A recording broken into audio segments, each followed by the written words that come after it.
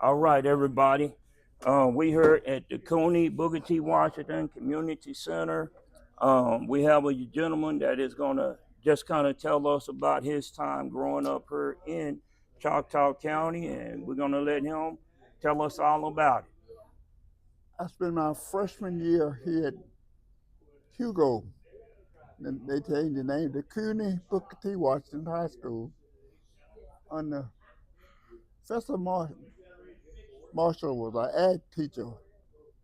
We built this building my freshman year here in 1951. 1951. You Uh-huh. say you all built it? Yes, we did.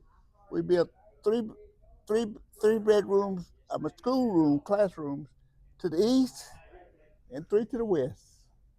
One to the east, three to the west. With our classroom, our Okay. gym was built in the middle. Okay. We used to have to go downtown and use the white folks' gym to play basketball when I got here. But we built all this when I come to high school here. And myself,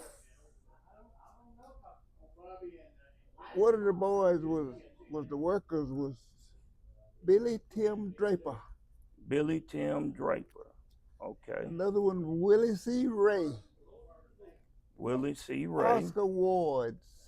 Oscar Ward, that is my uncle. Is he? Yes, Oscar Ward is my uncle. Yes, Well, sir. he's still living somewhere downtown, ain't he? No, he lives down in Louisiana Yeah. now, if I'm not mistaken. Yes, sir. Oscar Ward. We had two schoolboys, Amos and Al Moore. Okay. In 1952, I went to Toledo, Ohio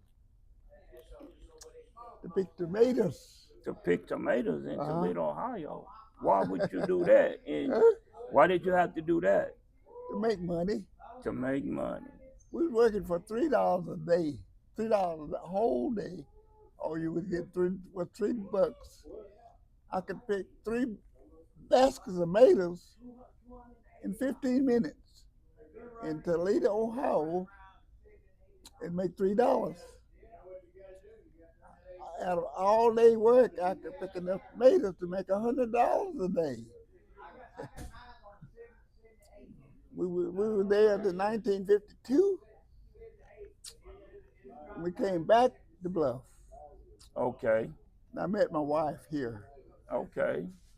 And we got married. Then I had a brother that fled to Arizona earlier. When you say fled to Arizona, what you mean by he fled to Arizona? What happened? They was on the riot in Tulsa. He was in the riot. Yeah. How you doing, sir? Wait a minute. I got to ask you to clarify something for me. So you saying your brother was a part of the race riot of 19? No, okay. He lived in Tulsa. He lived in Tulsa. And Pearl lived in Tulsa. My Uncle Benny, he lived in Tulsa. My older sister lived in Tulsa. And when they had the riot, they came back to Bluff. So they was living in Tulsa. So they was living in Black Wall Street, basically. Right. And when the riots happened, they fled and came back to Bluff. And stayed a few weeks. And then they fled on to Arizona. And then they left Bluff and went to Arizona. Phoenix, Arizona, East Lake. East Lake? They built East Lake on East Madison and Phoenix. Okay. My family. Your family. My Uncle Benny worked for Swift Pipe and Steel. That was the outlying country of Phoenix, Arizona. The last outpost they had. And he worked for Swift Pipe and Steel. And he lived there about 52 or 3. And he had 2 boys.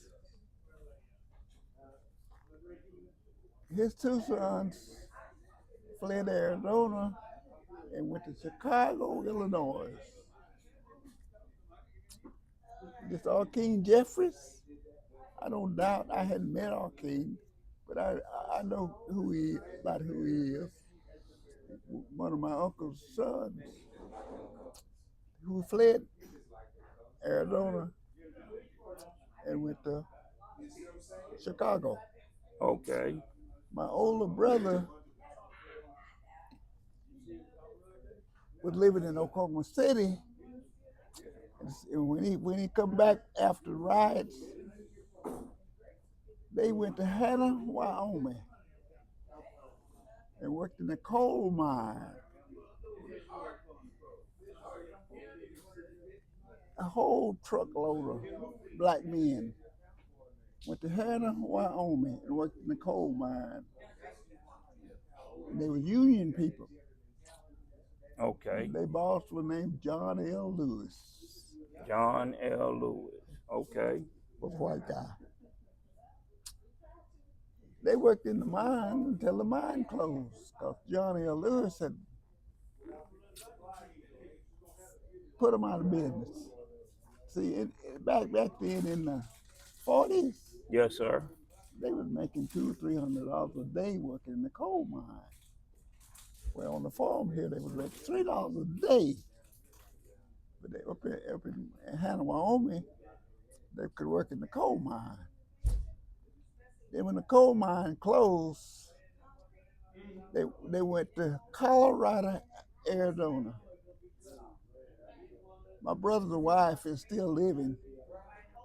She's 97 and a half years old now.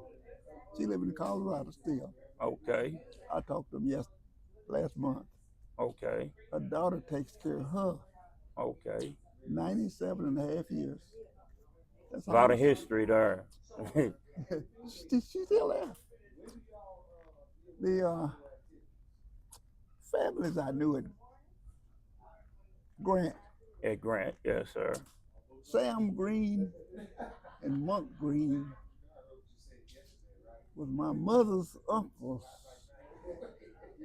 I'm not familiar with them. And I'm left yet. But Monk had a boy named Fred Green. Right. Now, isn't Fred Green Miss Deborah Green's father? Yeah, Okay. Now, Miss Deborah Green was my fifth grade teacher there at Grant. yeah, Yes. yeah, Okay. I got that connection. yeah. And Sam Green, boy name was Leslie Green. Okay. He moved over to Oklahoma City and died out there. Yes, sir. And his older daughter married Oscar Rucker. Right. Now, Oscar Rucker, that's my uncle. I know it. Okay. They fled to Arizona too. He was married to Sam's daughter. Arizona Green. Okay. Arizona. Okay. I mean, I vaguely remember the family talking about it. Uh-huh. Yes, sir. Arizona married a boy from down east of Grant named Chauncey Ray. They went to Arizona to live. And they lived there till they died out in Arizona. And Why do you think so many of our people fled from the Choctaw County area? Why did so many leave? you could work all day for $3 or less. You were lucky to get $3 a day, all day, sun to sun. People would come through Bluff because there's a lot of people out there Right. looking for workers in trucks. See, we went from Bluff. I did myself. I Yes, rode sir. it on a flatbed bed truck with a top over it all the way to Toledo, Ohio in 1951 to pick tomatoes. Before we went to Toledo, Ohio, we went to Des Moines, Iowa, to pick up mashed potatoes and bag them. We went from Des Moines, Iowa, to somewhere in East Texas, picking fruit, peaches. There's a lot of peaches down there. Yes, sir. Down there where they got this big chicken family. Okay. It's you know who it is? No, sir. I'm listening to you. Well, my one of my sisters had married a guy. Uh, mm, I can't remember his name, but they lived in East Texas down there where they had the chicken farm, Okay. and they worked on the chicken factory that this guy raised a lot of before Colonel Chicken existed. Right. Well, they raised chickens for all over the world down in East Texas. I See, I see, have to back up and ask you a question though. What did it feel like receiving your family fleeing from the Tulsa racial riot? mm, What did that feel like? Seeing them coming and telling you the things that had happened to them. What did that do to you as a young man or a little boy? Cause I mean, I'm just sitting here thinking to myself, I read uh, the paper. I mean, I read the stories on the paper. see, But to hear you say it's like it's causing a whole different feeling. this country was organized with mob families. Yes. Okay. My auntie and my older sister were great cooks. When they rioted in Tulsa and they moved out of Tulsa back to Oklahoma, they moved to Ardmore, Oklahoma. And the mob family that my sister worked for built her a restaurant there in Ardmore. I bet a beautiful place called the Gourmet. The gourmet. She run it for 30 years. We couldn't even eat in the restaurant they own. Hold on now, hold on. You saying that she owned the restaurant, but the black customers still couldn't sit down in a black owned restaurant? No. We had a little place out back. Hold on now. No. I'm trying to make sure I want the audience to understand that Yeah. you're saying that the mob bought it for your aunt. Uh-huh. She owned it. No, I don't think she owned it. She run it. Oh, she run it. Okay, she ran Well, it it was hers really. 30 years she for run this 30 restaurant, years. and the whole family couldn't even eat in the front of it. How did that make you? How did that make y'all feel? Well, we started. I had went to Phoenix in 1951. Come home. So I'd been blessed all my life. Right. I Okay. bought 5 brand new trucks. I bought 5 brand new Avalon vehicles. Okay. And we come home all the time. And by 1958, I bought me a new uh, station wagon Okay. and came home. And the white folks said, "We want to meet your family." So she came and took us up front in the restaurant. We sat down and eat with them and talk with them. And I said, "Well, what do you do?" I said, "Well, I was a janitor." Okay. And then after about 3 months, they made me a lineman. Okay. A And lineman. What was when they put the new lines up, Oh, okay. So you worked on the power lines. Okay. where they set the poles, Yes, sir. was 127 feet apart, I think it was, back then. And they didn't have no tapes to meet that distance. I said, I could step it off. I said, what do you mean step it off? My stride was 3 feet. Ah, okay. So they put me out on the road. Took me down to Yuma, Arizona. Lineman. A lineman from Oklahoma going to Yuma, Arizona Uh-huh. to step off them poles. Yeah, I did. What was that like? I had a heart attack. A stroke.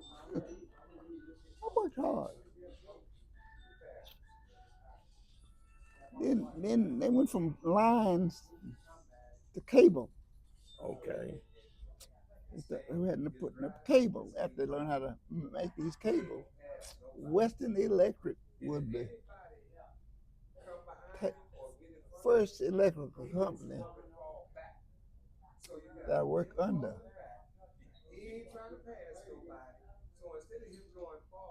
And then they brought me back and put me back in janitor again. And they built a new building down in Phoenix. They built a new building at Scottsdale. They new building. These big, three-story buildings. Yes, sir. So they said, we're going to send you to Scottsdale, Arizona to maintain this building and these switches. I went. So in Scottsdale, didn't have but two grocery stores at the time, Arizona, Right. and one office, city office. So I cleaned the bail system, swept the streets of Scottsdale, cleaned the bank, washed the windows,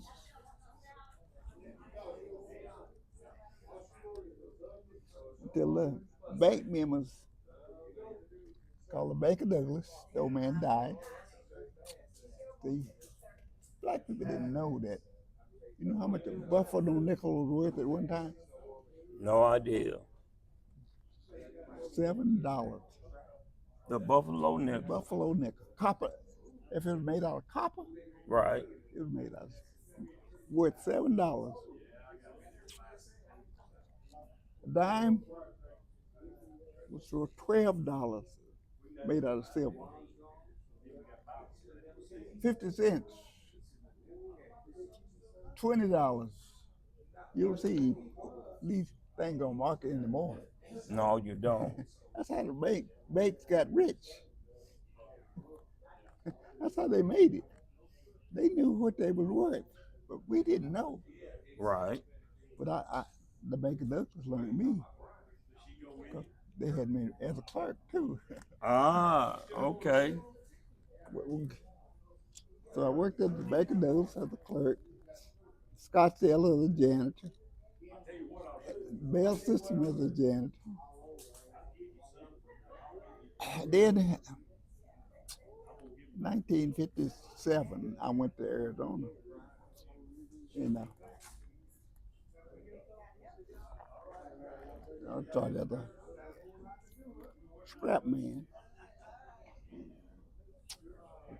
Run all the way Arizona. I pick up garbage, metal wires, copper wires, and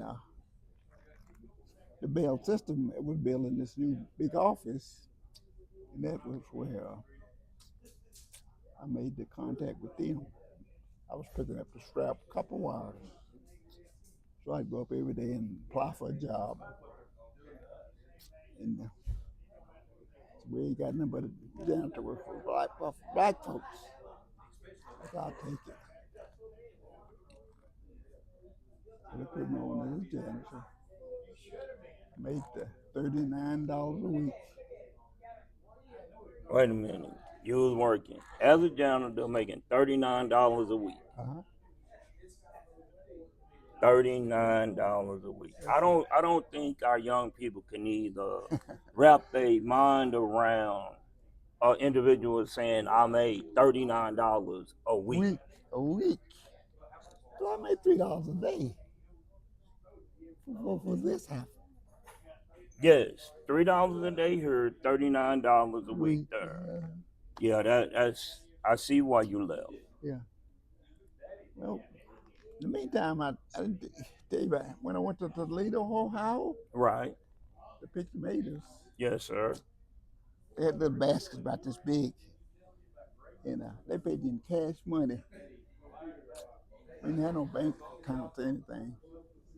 But we had I had the jeans, Right. had a lot of pockets. So I was at Toledo about a month and a half or two. So when we finished with the tomatoes, I would help see in the tomato patch. That's where they grow a lot of tomatoes in Toledo, Ohio. At where we was at Lowndes, Ohio. That's where we were growing them. Okay. Toledo was the ketchup plant. We make Okay. ketchup. Right. That's where we picked the tomatoes to go to the ketchup plant. So I got $1 for picking this little bag back full of tomatoes. Cash money. Right. All I do is get it put in my pocket. Put it when the truck come through to take it to the factory. I jump out on the driveway and load them on the truck. I'd make another $1 for handling that basket of tomatoes. So we loaded this truck, hold it down to the ketchup plant. We had to unload the tomatoes on the dock there. I got another $1, unload them. So I made $3 in 20 minutes or so back then. Man. But I been on the potato pick. See, a lot of people don't know. The Texas side of Texas was a black plantation. You didn't know that, did you? No, so that's why they say that the the establishment of June 19th was in Texas because that was the last freeing of the slaves. But the largest plantation was in Texas. The larger In Texas, in all the way in Texas. Arkansas. The plantation that went Yeah. into Arkansas. Oh yeah. Mm-hmm. In Mississippi. Yeah. Oh well. We're on a plantation. And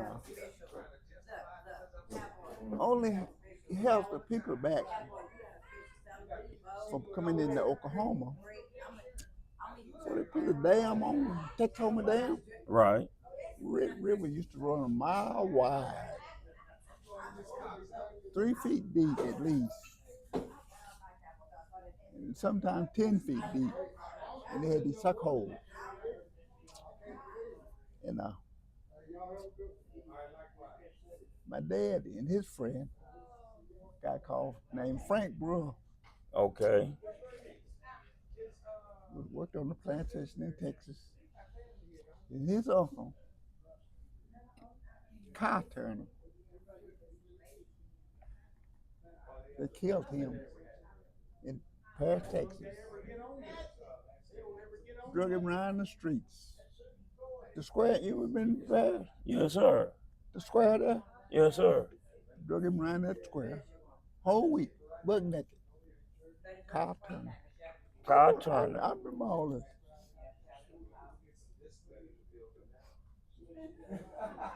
And see, black people used to sing a lot. Right. See, they don't sing no more. Sam Cooke was raised out here. Sam Cooke was raised out where? Just 271 on the west corner. They lived there on the corner before they went back to Mississippi. Wait a minute. Whoa, Mr. Turner. Hold on. I got to clear this up. So you saying to me that the man that sings "A Change Is Gonna Change is Come" gonna come. was living here in Still Oklahoma. Spur, Oklahoma. Yeah. Yeah. Sam Cooke, the singer, The great Sam Cooke. the great Sam Cooke, lived in Spur, Oklahoma. We had another boy named Early Sims. These boys could sing. And had another boy named, his name was Earl Freeman. We call him Big Baby. Big Baby, okay. Them boys could sing. James Tucker. Yeah, I know all of them. You talking about D. James Tucker that lives over here? In Oklahoma City. Okay. And his brother. The boy named lived here right here in Spear. Raymond Whitmore. Them boys could sing. I know them all. Sing with them.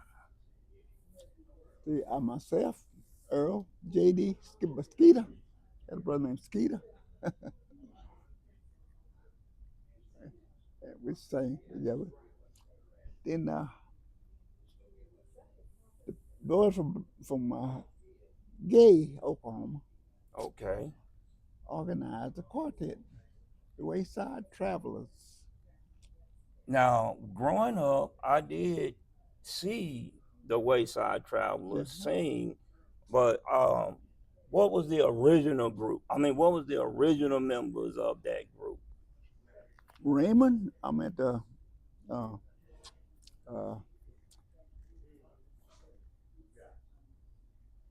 R.T. Babs. R.T. Bell. We call him Preacher Babs. Preacher Bell, okay, okay. You know. Raleigh Akins. Okay, I remember. I mean, I know. I mean, Raleigh Akins. Raleigh Akins. And now, growing up, they had made mention about Ollie Rucker, my uncle Ollie Rucker. Ollie Rucker, I remember Ollie. Now, was he a part of the original quartet? Yeah. And I'm trying to think, cause growing up, I mean, I remember. I'm just trying to remember the original members. Let's see. I can't think of them. No, I mean, the only one I really knew was Ollie Rucker. Mm-hmm. And Boy Blue Johnson. I don't know if he was one of the original or if he came later. Blue was one of the originals. Oh, so Boy Blue was one of the originals. Yeah. Oh. And the Whitmores left here. Cooks left here, went on to California, started making records.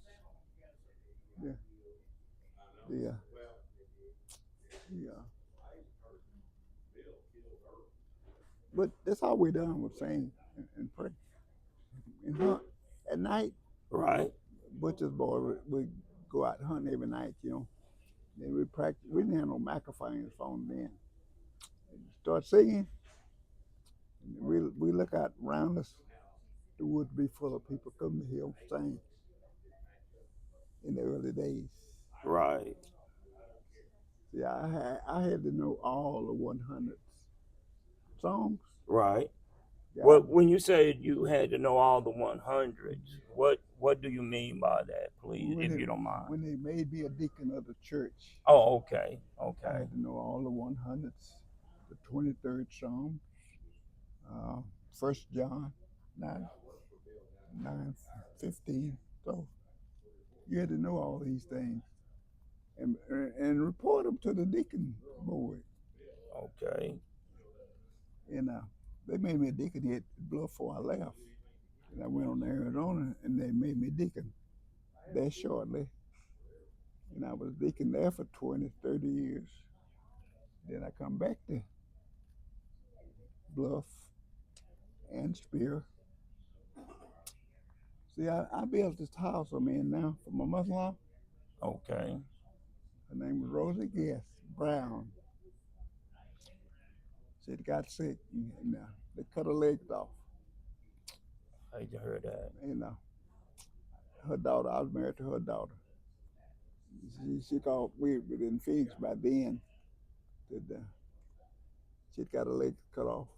We come back take care of her. See, tell my wife, I said, get the shoes on. We couldn't ride. We come on back to got her. The house she was in, her husband that she had married, John Brown, Right. he had a son named John Brown. He sold this house off under her. I said, we need to get your mother a house built. So we went down, applied for it. And the Indians, they said they'd build us a house. Now, what's your name again, so I can make sure I get it right? Charles Turner. Charles Turner. I'm the only one left out of 7 boys, 5 sisters, all gone. So it was 12 of you. 11 Well, of us. 11 of you. 11 of us. All dead except me. Okay. Now, what's your relation to Mr. Howard Turner? Howard, my nephew. He's your nephew. My Okay. 3rd son of Richard Turner's son. Okay. And he was our first college graduate, Howard Turner. Right. The accountant. Yeah. Okay. And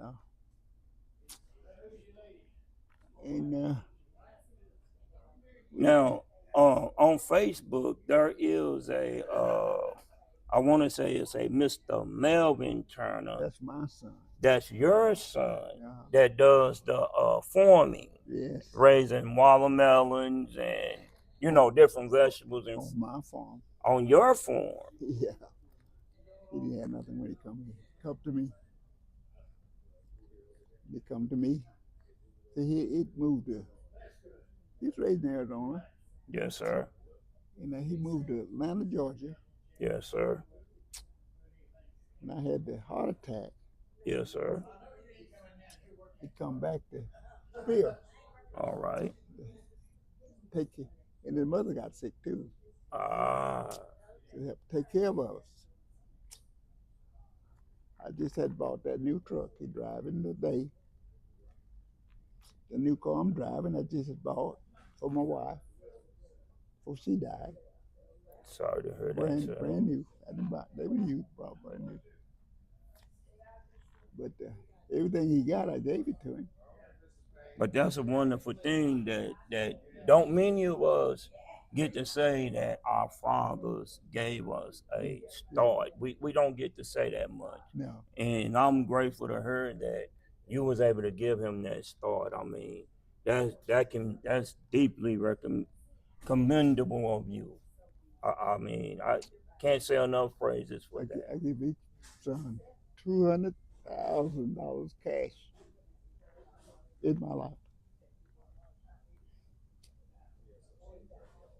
This is the truth. A lot of people don't believe it. How did you? I mean, what convicted you to help your children on that level? I went to Phoenix. We bought this barrack from the Air Base there in Phoenix. Yes, sir. For $400. So I got offered to buy this house, my last home, for $1,200. I didn't get the house, I got the land for $1,200. So when I got moved from Mobile on Phoenix, out of the barrack, we had 3 bedrooms on the east and 3 bedrooms on the west. And I bought a house up on South Mountain for $1,200. So I sold an apartment house for $300,000.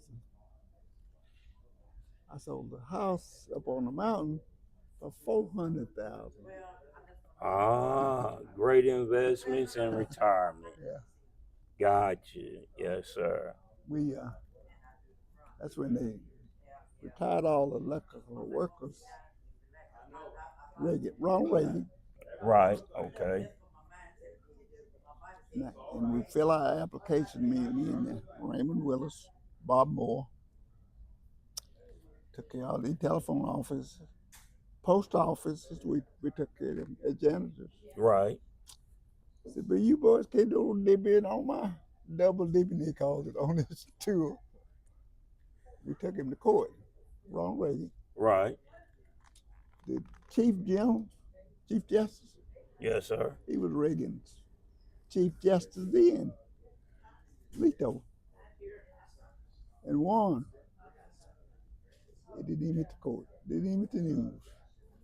The union had took the president, the government to court and won. So today I get my retirement from Social Security, get retirement from from AT&T. But you had to fight for what you had earned. Uh-huh. So I get around 500 a month, 5,000 a month retirement. Oh yeah, you enjoying living in Hugo. Yeah. Yeah. But And Melvin coming to live with me. I have to ask you, Mr. Turner, being here in Choctaw County today, how much would you say it has changed from when you was growing up here and came back? How much has changed in your eyes? Please be honest, cause I mean I'm really trying to understand. Is it me or does it seem like we stuck in 1965, 66? It ain't changed much. It's pretty much the same.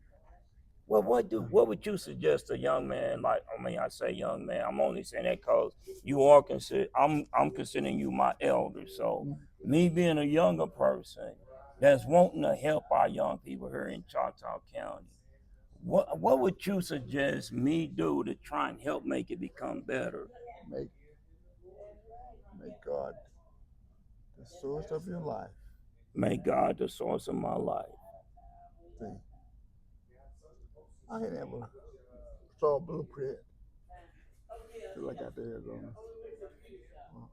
The line crew and the telephone company. But God always was first in my life. Okay. So I fell in my early 80s and bust my eye out. Knocked it from out of my head. Hit the knob of the bed. Okay. I went to Plano, Texas. The surgeon put my eye back. This left right here. Yes, sir. Back in. So, meantime, I was teaching Sunday school for 40 years.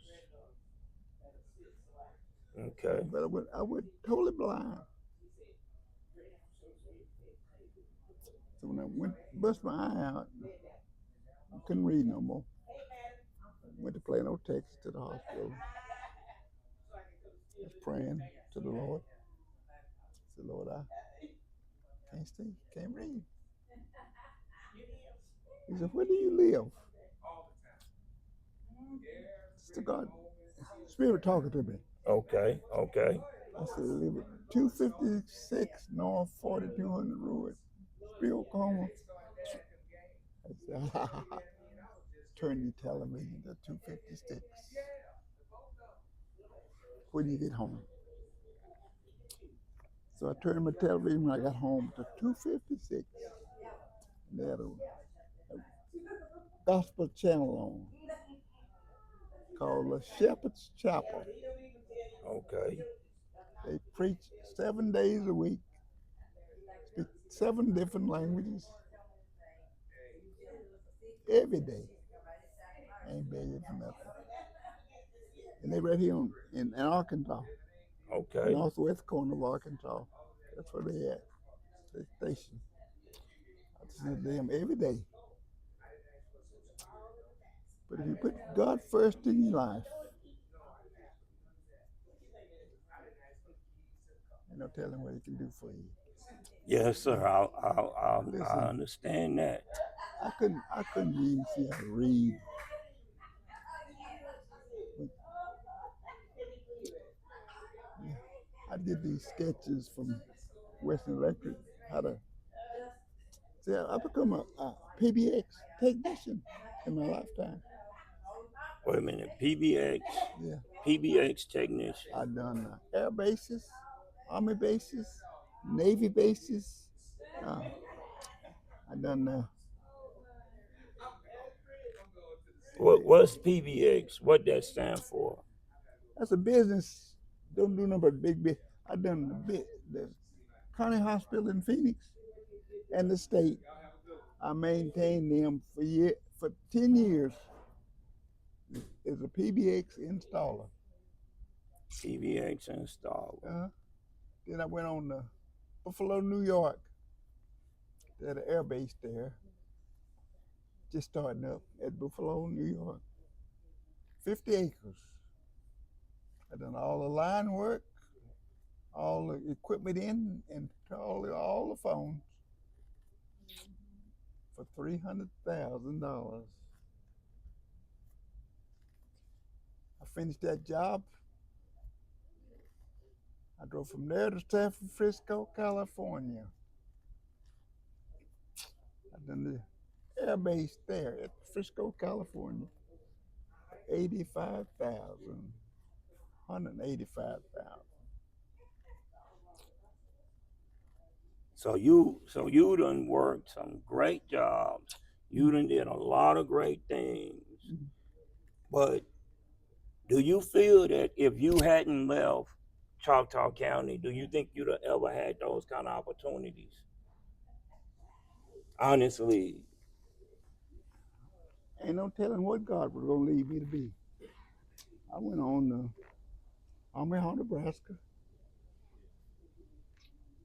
Done that base for Army base. Okay. When they started making fiber optic cables, Right. I done that base, 185,000. And I went on to Carson, Nevada.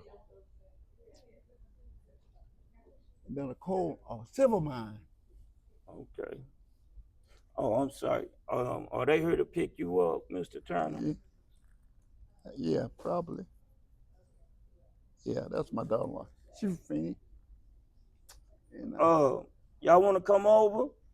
And that way y'all will know what Mr. Turner has done for me. He done shared a lot of great stories with me. And I'm gonna be putting it on my YouTube channel because I think a lot of our young people just really don't understand our resilience that we have and how we can overcome things. But if we don't know where we been, we don't know whose shoulders we can stand on. that's my oldest son. Okay, and you, sir, your name? Kenneth Turner. Okay, all right. Yes, sir. Yeah, Thank you. ready.